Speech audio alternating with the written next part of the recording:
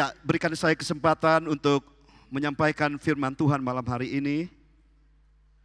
Saya bersyukur, berterima kasih buat anugerah Tuhan yang Tuhan percayakan malam hari ini untuk membagikan sharing yang apa yang Tuhan taruhkan dalam hati saya pada sore hari ini. Sebelum saya menyampaikan firman Tuhan, adakah di antara Bapak Ibu yang baru pertama kali hadir di tempat ini? Ada?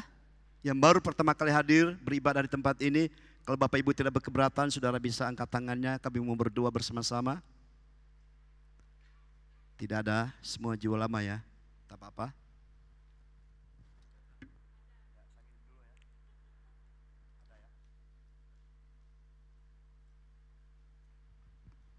Ya ada ya? Ya, terima kasih. Bapak Ibu bukan orang asing di tempat ini, tapi saudara adalah warga kerajaan Allah. Selamat datang, Tuhan Yesus memberkati. Haleluya. Nanti saudara jangan langsung pulang, nanti ada teman asyir kita akan memberikan wajingan atau visi misi untuk kita semua di tempat ini. Nah saudara, saya malam hari ini akan menyampaikan satu hal yang Tuhan taruhkan dalam hati saya dan menjadi doa saya hari-hari ini.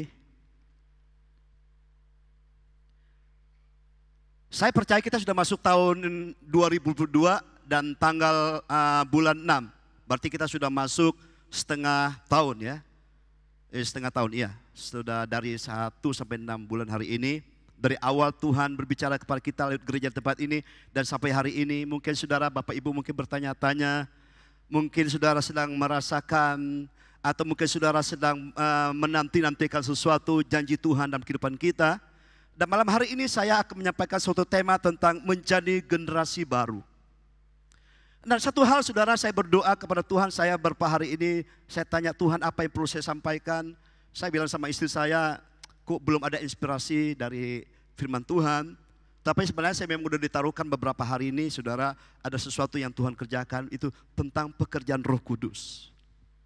Saya nggak tahu hari-hari ini Tuhan ingatkan kepada saya bahwa hari-hari ke depan, hari-hari ini kita akan melihat pekerjaan-pekerjaan Roh Kudus. Dan kita akan melihat dan kita akan merasakan pekerjaan Roh Kudus akan semakin dinyatakan di tengah-tengah orang yang percaya.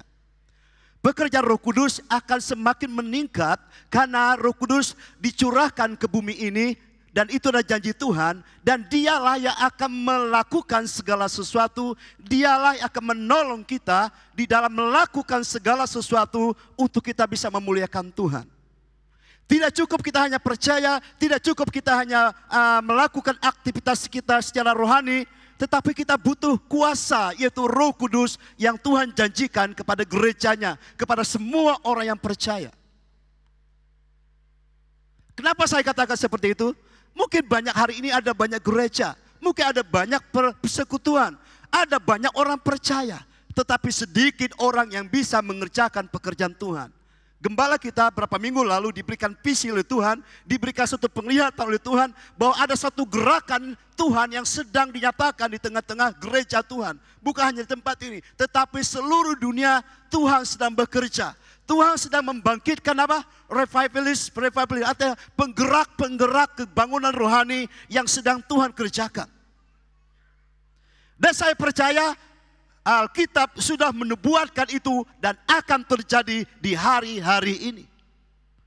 Nah oleh karena saudara, saya mendorong kepada kita pada hari ini, kita jangan sekedar bahwa kita hanya sekedar percaya, kita hanya sekedar beribadah, kita hanya sekedar menyembah, kita hanya sekedar berdoa. Tetapi Tuhan mau hari-hari ini ada satu peningkatan lebih lagi. Kenapa? Ada sesuatu yang Tuhan sedang kerjakan di tengah-tengah kota, bangsa, dan dunia ini.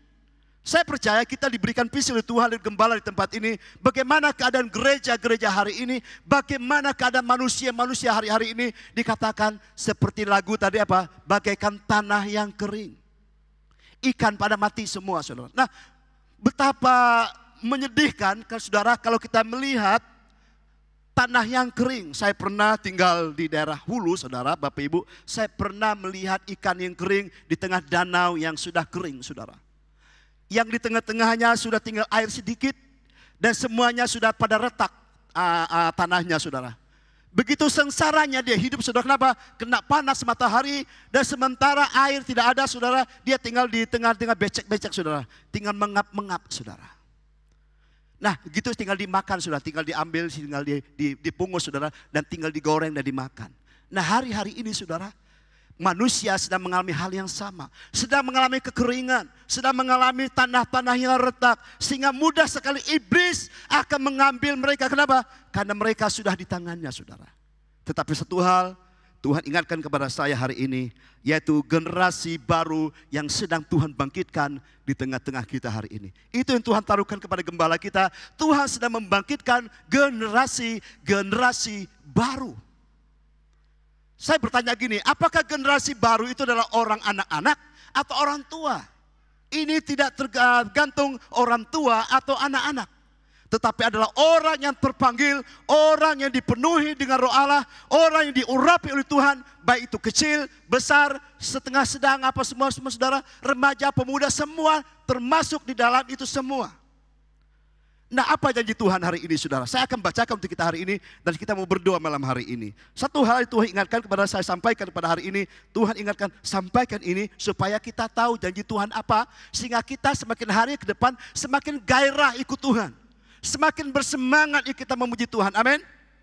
Gembala kita dikasih tahu Tuhan 3 minggu lalu bahwa Tuhan mau kita di tempat ini tingkatkan apa? DP. Apa DP saudara? Bukan kalau perusahaan atau kita bangun beli rumah, DP-nya artinya apa? Bawa mukanya. DP di sini adalah doa dan penyembahan. Kalau DP-nya kita semakin besar, maka angsuran kita semakin ringan. Kalau saudara yang pernah kredit rumah, kalau saudara punya DP-nya lebih besar, maka angsuran saudara ringan setiap bulannya. Tetapi kalau angsuran saudara DP-nya lebih kecil, maka saudara punya bebannya lebih besar. Bayar saudara lebih besar saudara. Nah, begitu juga saudara, kalau DP kita, doa dan penyembahan kita semakin besar, maka hidup kita, beban hidup kita semakin apa? Semakin ringan. Nah, oleh karena saudara, janji Tuhan kepada kita hari ini saya ambil dalam Yesaya 32 ayat yang ke-15 yang berbunyi demikian. Yesaya 32 ayat 15. Sampai dicurahkannya kepada kita roh dari apa? Dari atas.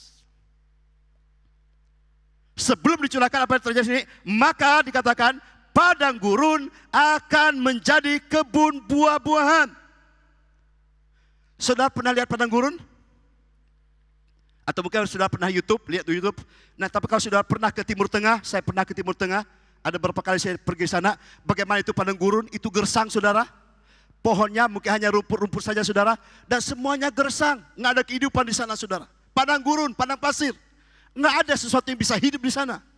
Kecuali hari ini kita lihat orang Israel, Pak, mereka pakai teknologi tinggi. Dan mereka bisa menghijaukan itu padang gurun. Tetapi di sini bukan padang gurun itu. Dan Alkitab katakan bahwa Tuhan perumpamakan kehidupan manusia, dikatakan, maka padang gurun akan menjadi kebun buah-buahan dan kebun buah-buahan itu akan dianggap hutan. Luar biasa saudara. Kebun buah-buahan dianggap hutan. Dan seperti hutan kita di Kalimantan saudara. Begitu luar biasa kita punya hutan, hijau semua. Nah, di sana saudara, kalau di daerah Timur Tengah sudah jarang kita lihat sesuatu yang hijau.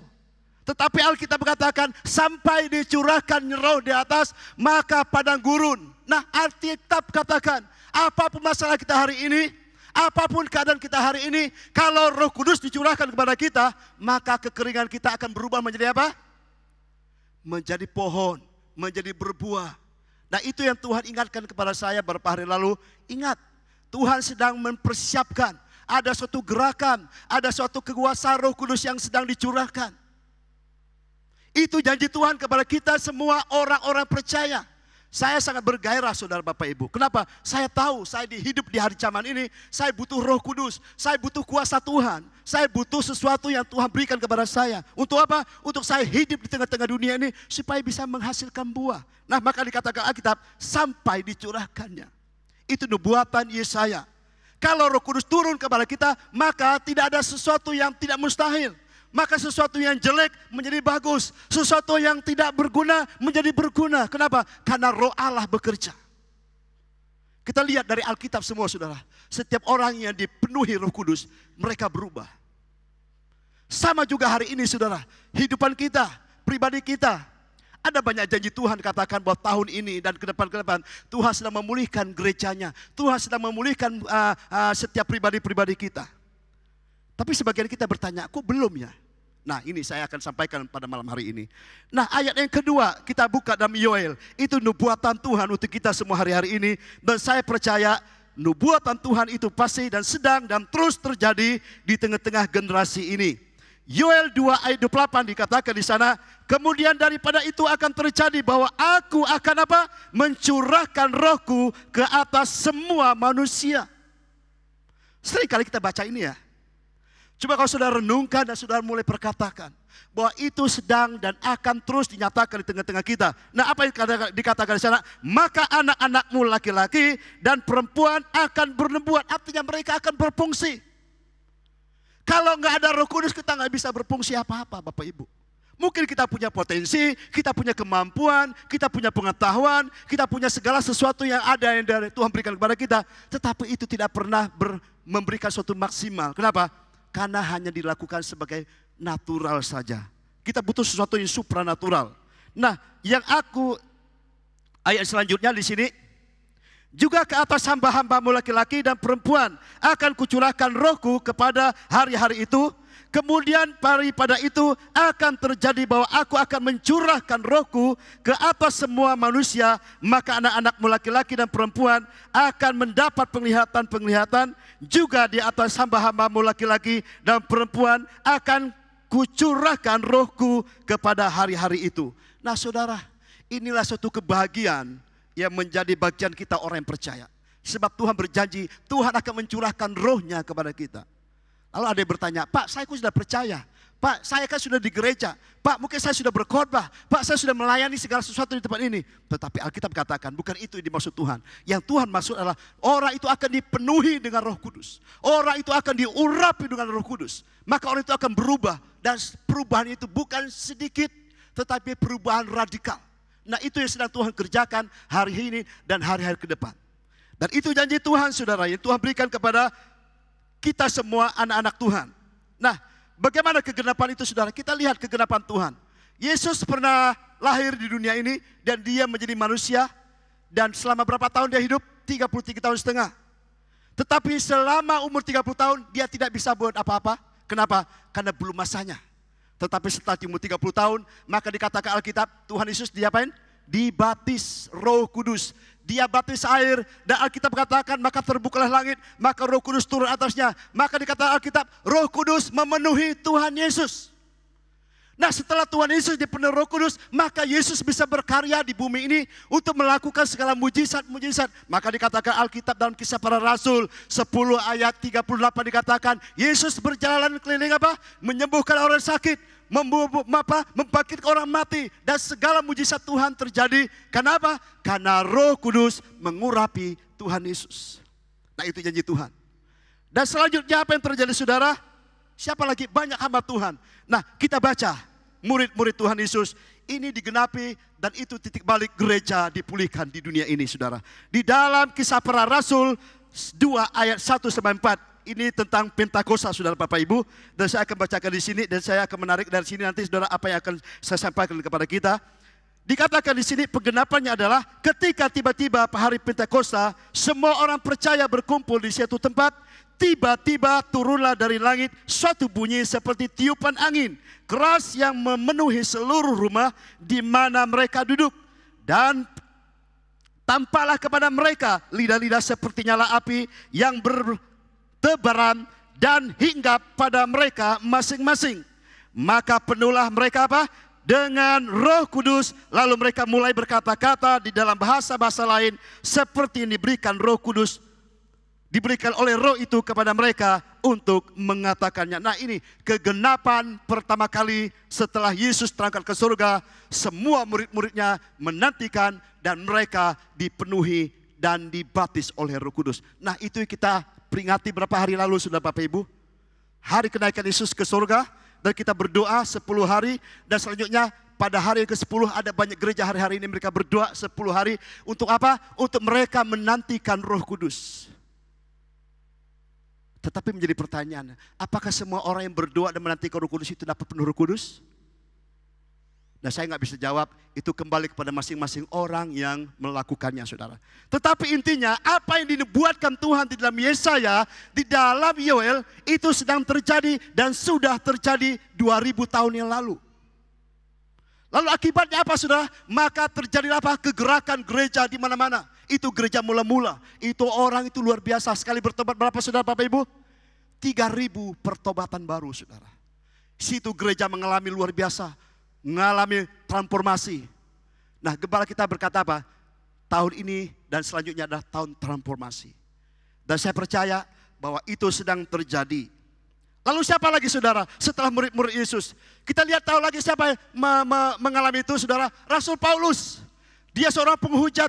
Dia seorang yang melakukan kejahatan dan melakukan segala sesuatu yang tidak berkenan hadapan Tuhan, melawan anak-anak Tuhan. Maka dikatakan waktu di dalam perjalanan dia apa? Dinyatakan kuasa Tuhan, sehingga apa? Dia rebah dan dia menjadi buta. Sehingga Tuhan mengutus seorang hamba Tuhan namanya Ananias. Dikatakan di sana, Tuhan utus kepada Ananias kepada Rasul Paulus, dan dia katakan, kamu pergi kepada Paulus atau Saulus dan doakan dia dan dibaptis, saudara. Nah, waktu Ananias berdoa untuk dia, maka dikatakan Alkitab apa? Penuhlah Saulus dengan apa? Roh Kudus. Nah, kita tahu, saudara, apa yang dikerjakan Rasul Paulus itu luar biasa, rasul yang luar biasa, rasul yang sangat melakukan banyak hal dan bahkan menulis banyak Alkitab, banyak perjanjian baru, saudara. Surat-surat yang diberikan Tuhan lewat Rasul Paulus. Kenapa? Karena Rasul Paulus dipenuhi dengan Roh Kudus. Nah, saya mau katakan kepada kita hari ini, penting enggak Roh Kudus dalam kehidupan kita?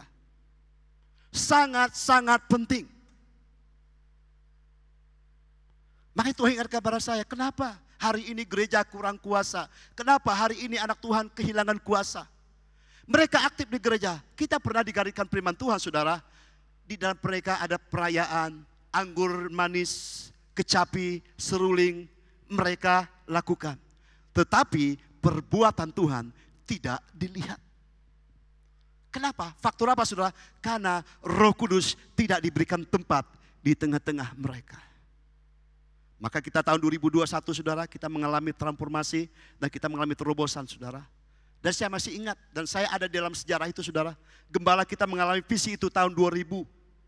1 tahun kita berdoa, 1 tahun, sampai ada yang bosan. Kenapa Babe kok ngomong itu terus? Sampai bosan. Babe ngomong sampai bosan. Mungkin Babe sini mungkin bosan dia ngomong. Belum terjadi, tetapi dia ngomong dan terus kami lakukan. Dan kita lakukan sampai semuanya terjadi. Nah, pada saat itulah kita mengalami titik balik. Dan kita mengalami lawatan Tuhan. Itu kecil, saudara, itu bagian kecil. Nah, tapi kita lihat di sini, saudara, bahwa Paulus diutus Tuhan untuk melakukan kegerakan untuk memberitakan Injil kepada seluruh Asia, saudara. Nah, lalu nubuatan apa lagi, saudara? Kalau kita lihat di dalam Alkitab itu sudah tertulis. Nah, apa yang sedang terjadi dari abad yang pertama sampai hari ini, saudara? Banyak sekali kegerakan-kegerakan yang sedang Tuhan kerjakan. Untuk apa? Supaya gereja tetap eksis, supaya gereja tetap melakukan perbuatan yang ajaib. Nah, kalau kayak saya lihat, saudara, Alkitab, tidak Alkitab, saudara, tetapi artikel ada satu menulis, saudara, dari abad ke-18 sampai abad ke-21 ini, saudara, sudah tercatat berapa, saudara, kegerakan rohani, kebanggaan rohani, ada 76 lebih. Artinya apa? Apa yang pernah terjadi di Yerusalem, itu terjadi sudah berkali-kali di dunia ini, saudara. Dari abad yang ke-18 sampai abad yang ke-21, dikatakan 76 kali. Salah satunya, saudara, kalau kita lihat di Alkitab, di Kejadian, saudara, kegerakan di mana? Di Azusa Street. Saudara pernah dengar kegerakan Azusa Street? Itu melahirkan gereja Pentakosta di dunia. Itu manusia berjuta-juta orang dipulihkan. Orang-orang dipulihkan dan dibaptis Roh Kudus. Dan mereka berhasa lidah. Di sana mulai kegerakan Pentakosta. Di Azusa Street tahun 1906. Yang dimotoril siapa? William Seymour. Orang kulit hitam. Apa dia kerjakan, saudara, Bapak Ibu? Dia diberikan hati waktu di jamaah Tuhan. Apa yang dicari? Dia berdoa, dia minta sama Tuhan. Tuhan, aku mau dipenuhi Roh Kudus. Aku mau dibaptis Roh Kudus. Aku mau berbahasa lidah. Lalu teman-temannya mereka berdoa, saudara, apa yang mereka lakukan? Dia berdoa 3 hari 3 malam. Berdoa siang malam, tidak ada tidur. 3 hari, 3 malam mereka berdoa supaya apa? Mereka dipenuhi Roh Kudus. Nah, dari dia ada lagi dilawat Tuhan. Sampai banyak orang dilawat Tuhan, banyak orang dipulihkan Tuhan, sampai ratusan, bahkan sampai ribuan, bahkan terkenal di kegerakan di Azusa Street. Melahirkan kegerakan Pentakosta. Itu dimulai dari satu orang yang meresponi karena dia dipenuhi dengan Roh Kudus. Lalu apalagi saudara, kegerakan di mana? Kegerakan di Wales. Itu kegerakan besar Bapak Ibu yang mempengaruhi dunia, yang bisa menyampaikan berita sampai ke seluruh dunia. Kenapa? Itu sedang Tuhan kerjakan dulu saudara. Nah, Tuhan ingatkan kepada saya, itu akan terus terjadi dan akan terus terjadi. Justru di hari-hari terakhir ini ada satu ledakan yang akan terjadi. Bukan di satu tempat, tetapi di semua tempat akan terjadi. Sehingga apa? Ada penuaian di akhir zaman ini, dikatakan Tuhan, sebelum Tuhan datang kedua kali, dia akan melakukan perkara itu sekali lagi, lebih besar lagi. Tetapi ingat saudara Bapak Ibu, setelah lawatan itu saudara, maka kita akan mengalami satu aniaya yang besar. Maka saudara, hari-hari ini bukan waktunya lagi kita bersantai. Bukan waktunya kita memikirkan kehendak kita sendiri. Bukan waktunya kita lagi memikirkan keinginan kita sendiri. Tapi kita harus memikirkan apa yang sedang Tuhan pikirkan atas hidup kita dan masa depan kita untuk kita melakukan pekerjaan Tuhan. Lalu masih banyak lagi saudara, kegerakan di mana lagi? Kegerakan di Brownsville, Pensacola saudara. Itu lahir dari seorang anak Tuhan. Dia berdoa berapa lama saudara? 1 tahun. Dia minta setiap hari Jumat mereka berdoa, minta Tuhan, kami minta kebangunan rohani, kami minta lawatan Tuhan, kami minta setiap malam mereka berdoa, sungguh-sungguh berdoa kepada Tuhan. Dan 1 tahun setelahnya mereka dilawat Tuhan dan mengalami satu ledakan, itu berjuta-juta orang datang ke sana. Dan mereka dipulihkan dan memulihkan banyak hamba Tuhan, memulihkan gereja-gereja Tuhan sampai ke seluruh pelosok-pelosok dunia. Nah, masih banyak lagi saudara, kegerakan di mana lagi? Kegerakan di Toronto. Saudara pernah lihat Toronto? Dan gembala kita pernah datang ke Toronto, dan kita juga kecipratan tahun 94, kalau nggak salah 95, kita mengalami lawatan Toronto, yaitu apa? Tertawa dalam roh. Wah, kita di sini luar biasa waktu masih di Habas, Haji Abbas. Itu dilawat semua orang tertawa sampai tergeletak semua saudara, mengalami lawatan Tuhan Roh Kudus saudara. Dan itu semua terjadi. Dan masih banyak lagi kegerakan-kegerakan yang saya tidak catat. Tapi intinya bahwa Tuhan katakan bahwa apa yang dibuatkan dalam Kisah Para Rasul, yang dibuatkan di dalam Yoel, yang dibuatkan di dalam Yesaya, itu sedang terjadi hari-hari ini. Maka Tuhan ingatkan kepada saya. Dan Tuhan ingatkan juga apa dikatakan gembala kita, tingkatkan DP. Untuk apa saudara? Untuk kita mempersiapkan suatu kegerakan. Ada yang bertanya, Pak, kok kita kan kemarin awal tahun kita kan sudah dikatakan bahwa kita akan mengalami lawatan Tuhan. Kok belum? Saya nggak tahu, saya nggak bisa jawab. Tetapi sebenarnya, saudara Bapak Ibu, atmosfer sudah terbuka. Tetapi kenapa belum mengalami satu ledakan?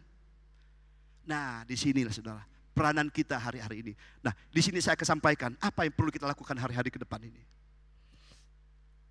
Saya berdoa, Tuhan, aku mau hari-hari ke depan ini.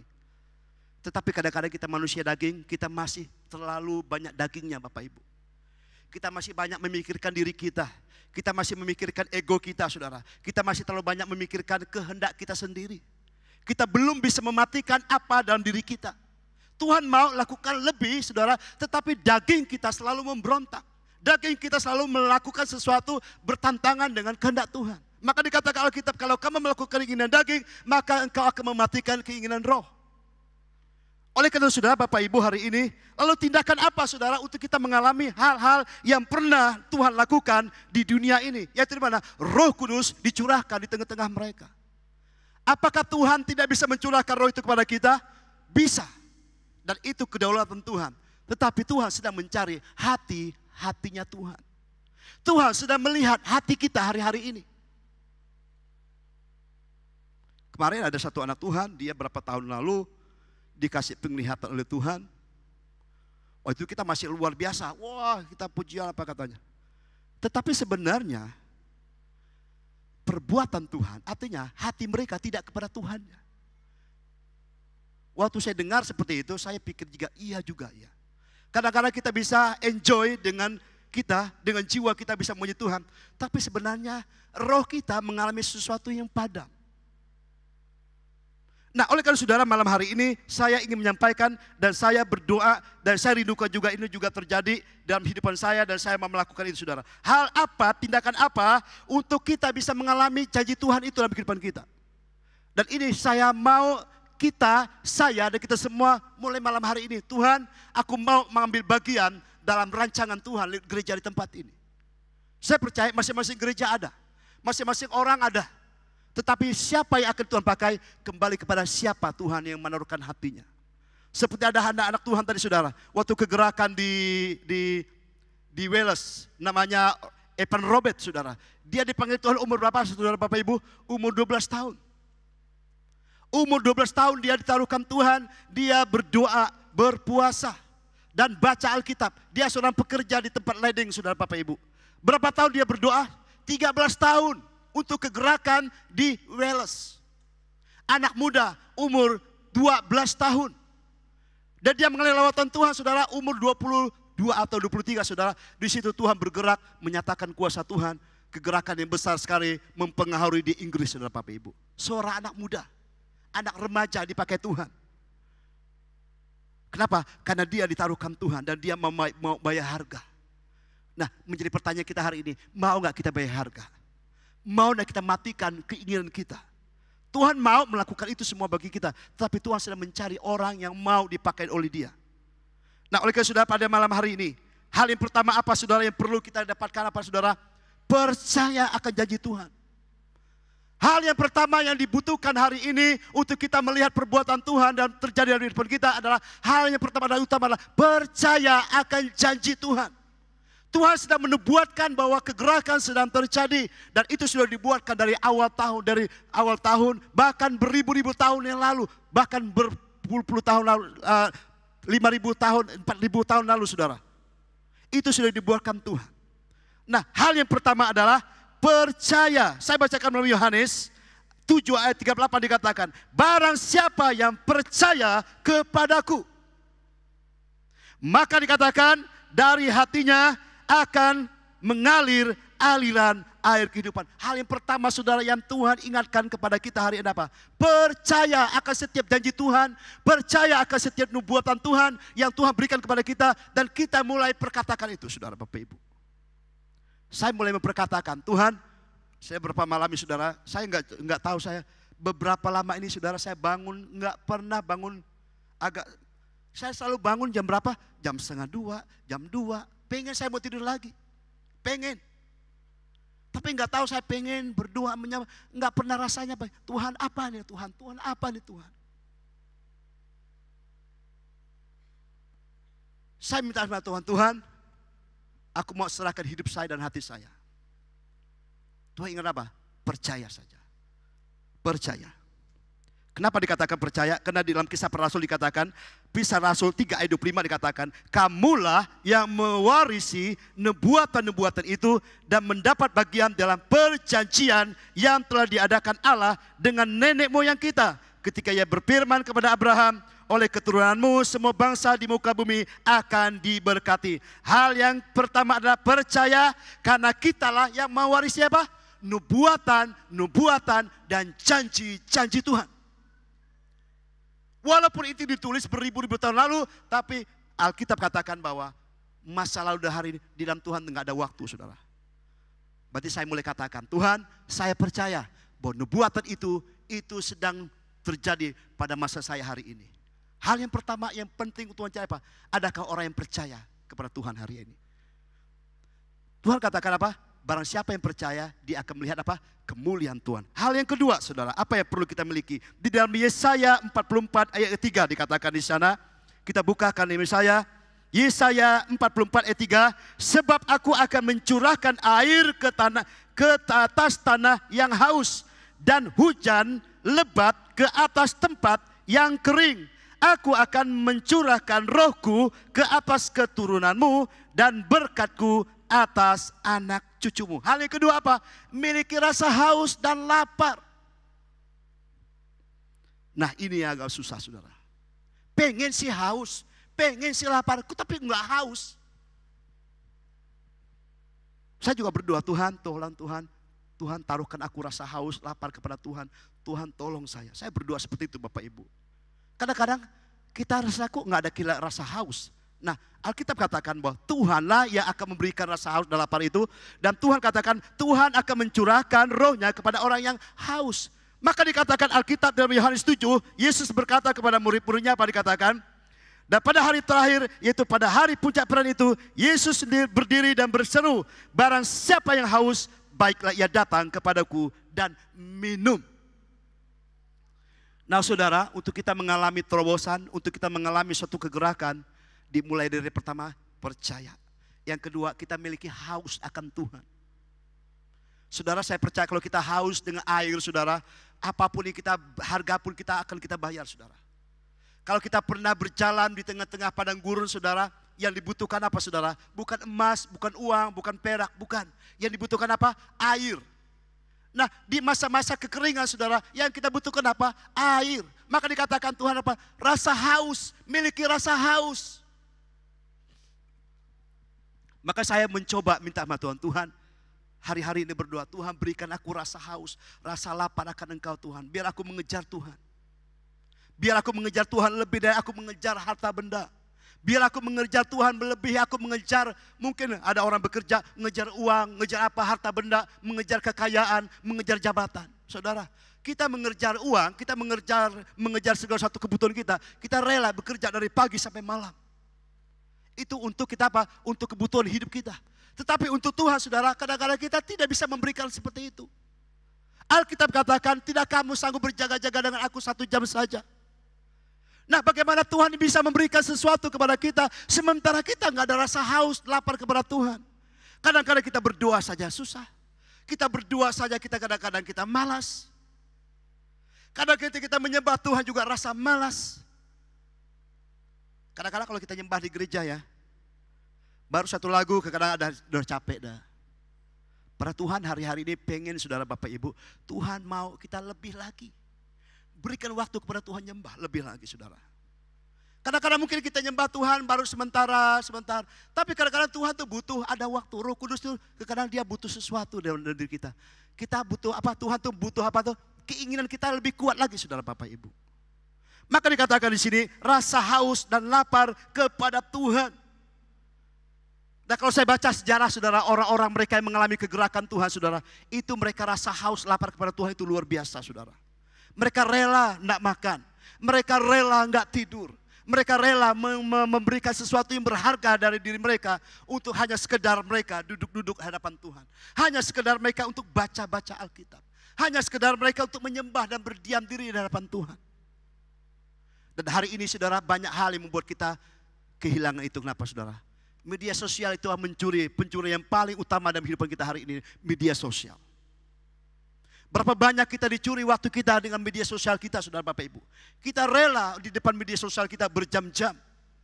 Termasuk saya, karena istri saya marah sama saya. Karena saya beri kesempatan juga, saudara. Karena iya ya, kenapa aku beri waktuku banyak sekali. Coba saudara hitung, saudara, berapa lama saudara di depan saudara media sosial saudara? Mungkin bisa kalau dihitung-hitung berjam-jam, 2, 3, 4, 5, 6 jam. Tapi saudara di depan Tuhan, baca Alkitab, saudara merenungkan, apalagi menyembah Tuhan, sampai tidak setengah jam. Kita jujur Bapak Ibu ya, jujur ya. Kita pengen sesuatu yang besar, kita pengen sesuatu luar biasa dari Tuhan, tetapi kita tidak bisa memberikan waktu kita duduk diam di hadapan Tuhan. Coba buka, saya tiba-tiba diingat satu ayat. Buka 2 Korintus 13 ayat 14, coba buka. 2 Korintus 13. Kasih karunia Tuhan Yesus Kristus dan kasih Allah dan persekutuan Roh Kudus menyertai kamu sekalian. Persekutuan apa? Roh Kudus. Berarti Roh Kudus butuh apa? Persekutuan, butuh waktu kita. Roh Kudus mau ada waktu kita bersama dengan Dia. Dia mau bersekutu dengan kita. Alkitab katakan Roh Kudus seorang penolong. Dia seorang pribadi. Saya nggak tahu hari-hari ini saya disadarkan tentang ini. Roh Kudus itu pribadi. Dia butuh intens kita. Dia butuh apa? Kepekaan kita kepada Dia. Bahkan saudara, Bapak Ibu, seringkali kita mendukakan Roh Kudus. Termasuk saya seringkali, hampir setiap hari saya mendukakan Roh Kudus. Kadang-kadang Tuhan ingatkan kepada saya ada banyak hal-hal yang baik, yang tuh kadang-kadang saya lalai untuk melakukannya. Nah, di situ saya merasakan Roh Kudus didukakan, Bapak Ibu. Ada satu yang sakit di hati. Kenapa dikatakan persekutuan? Roh Kudus butuh persekutuan dengan kita. Maka dibutuhkan waktu, Bapak Ibu. Nah, berapa banyak kita bersekutu dengan HP kita? Jujur Bapak Ibu, termasuk saya, kita bertobat hari-hari ini. Mari. Betapa pentingnya saudara. Saya dengan hal ini saudara, dulu saya baca Alkitab itu dengan manual saudara. Hari-hari ini mata saya agak jadi rusak, lebih cepat rusaknya. Kenapa? Karena pancaran ini saudara. Sehingga saya dominasi makin hariku makin tinggi saudara. Dulu saya baca Alkitab itu di Alkitab manual. Dan bisa baca lama saudara. Nah, oleh saudara Papa hari ini mari. Tuhan mau ada orang-orang yang akan menggerakkan kuasa Tuhan di tempat ini. Tetapi 3 hal yang Tuhan mau ingatkan. Pertama, yang percaya akan janji Tuhan. Kedua, memiliki rasa haus dan lapar kepada Dia lebih dari segalanya saudara Bapak Ibu. Haus, lapar kepada Tuhan. Itu Tuhan ingin dan Tuhan mau itu terjadi kepada setiap kita. Yang terakhir saudara Bapak Ibu, saya minta para pemusik untuk maju ke depan. Yang terakhir adalah Kisah Para Rasul ayat 1 pasal 1 ayat 14 dikatakan, Kisah Para Rasul 1 ayat 14 dikatakan, mereka semua bertekun dengan sehati dalam doa bersama-sama dengan beberapa perempuan serta Maria ibu Yesus dan dengan saudara-saudara Yesus. Kita lihat sebelum pencurahan Roh Kudus di Yerusalem, Tuhan sudah berjanji kepada murid-muridnya, kamu jangan pergi kemana-mana, kamu tetap di Yerusalem supaya Bapa mencurahkan rohnya kepada mereka. Dan Alkitab dikatakan di sana, mereka semua apa? Bertekun. Menantikan apa? Tuhan di dalam doa. Nah saudara, kemarin kita tekun doa 10 hari, itu pun 1,5 jam. Dan saya percaya mereka bertekun siang malam loh Bapak Ibu. Di Yerusalem itu saudara, mereka berdoa, menyembah bersama-sama, memenungkan firman Tuhan 10 hari, 10 malam. Alkitab katakan bertekun, artinya apa? Terus menerus, selalu hadir. Tidak pernah alpa, tidak pernah absen, itu apa? Bertekun, terus menerus. Nah kita pengen sesuatu yang besar, tapi kita tidak tekun kita melakukan apa yang menjadi bagian kita. Kadang-kadang ketika kita nggak tekun berdoa. Kita ada doa apa hari Sabtu Bapak Ibu di sini? Jam 6. Itu pun yang hadir ya mungkin 10-20 orang. Lalu saya juga adakan di sini saudara hari Selasa, sekarang saya pindah hari Selasa, 2 syafaat. Itu saya berikan waktu hanya 2 jam. Kadang-kadang bisa lebih. Itu pun kami hanya berapa orang saudara. Kadang-kadang 10 atau belasan orang juga saudara Bapak Ibu. Bahkan saya pengen tingkatkan lagi. Kalau Tuhan izinkan saya ada gerakan sudah, mungkin tiap hari saya mau adakan doa. Kalau Tuhan izinkan dan ada gerakan di hati saya. Bagi Bapak Ibu yang mau ikut, tapi kalau belum ya jangan kedagingan. Kenapa sudah Bapak Ibu? Bertekun. Kita lihat di sini mereka bertekun. Kenapa? Bertekun sungguh-sungguh sampai itu terjadi, sampai Roh Kudus dicurahkan kepada mereka. Nah hari ini saudara, kita pengen sesuatu yang besar, tapi kita nggak bertekun. Bukan nggak bertekun, belum kurang bertekun. Nah Tuhan ingatkan kepada saya, kalau engkau melihat sesuatu, ingin terjadi sesuatu lebih besar, bertekun. Apa saudara? DP-nya lebih banyak. Itu pesan gembala kita, DP-nya lebih banyak. Nah kalau DP-nya lebih banyak saudara Bapak Ibu, nah sama kayak ibadah kita hari ini saudara. Lebih banyak kita menyembah Tuhan, lebih banyak kita muji Tuhan, lebih banyak kita bersekutu dengan Tuhan. Saya percaya ada suatu ledakan akan terjadi. Amin Bapak Ibu Saudara. Nah selanjutnya yang terakhir saudara.